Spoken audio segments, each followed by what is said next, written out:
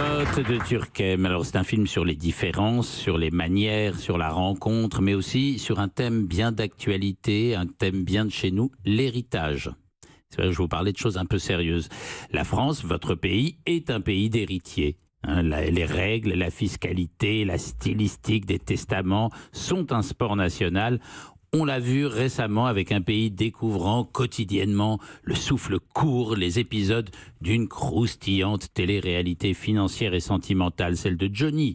Ce mode de transmission qui met la famille au cœur, au centre de la société, paraît forcément logique à tout le monde, même si son application révèle souvent toutes sortes d'injustices dans le genre, la naissance, les positions familiales.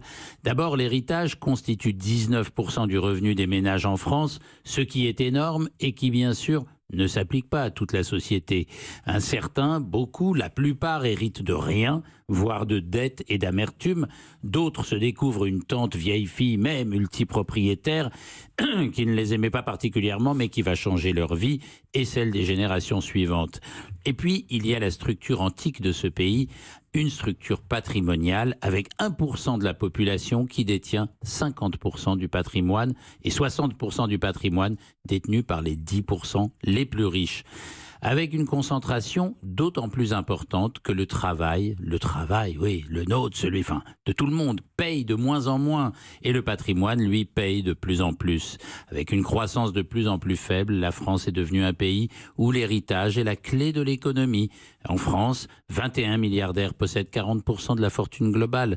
En principe, nous naissons libres et égaux. En réalité, nous prenons tous des départs très divers. Ce qui fait dire à certains que l'héritage, et pas seulement celui de Johnny Hallyday, est en soi injuste. Hériter, ce n'est pas seulement découvrir des liens un peu pervers, un peu douloureux, mais c'est aussi découvrir une société encore aristocratique où les gros patrimoines sont moins constitués par le labeur que par la reconduction sociale. Donc aux riches, l'accès aux conseils, aux gestionnaires courtois, à la donation du vivant, à l'optimisation fiscale et aux classes moyennes, aux salariés, l'horreur des droits de succession, des rancœurs, pour une commode, pour une chaise, le démantèlement des patrimoines qui peuvent faire disparaître des lieux de vie, de mémoire familiale, comme le souligne le film d'ailleurs que vous défendez aujourd'hui. Il y a ça dedans.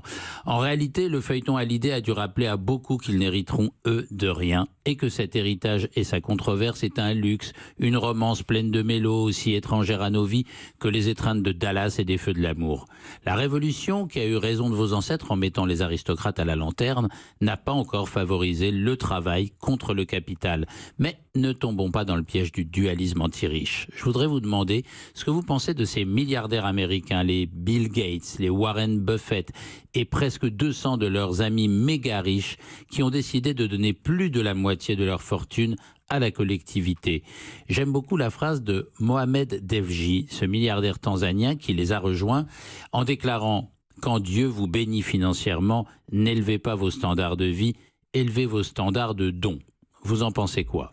Elle va réfléchir, Charlotte de Turckheim. Oh bon non, c'est tout réfléchi quand même. C'est tout réfléchi. Je pense que vous avez entièrement raison. Et je pense que quand on a la chance d'avoir beaucoup dans la vie, c'est un devoir. Moi, je trouve que de rendre, que de aider dès qu'on peut, comme on peut.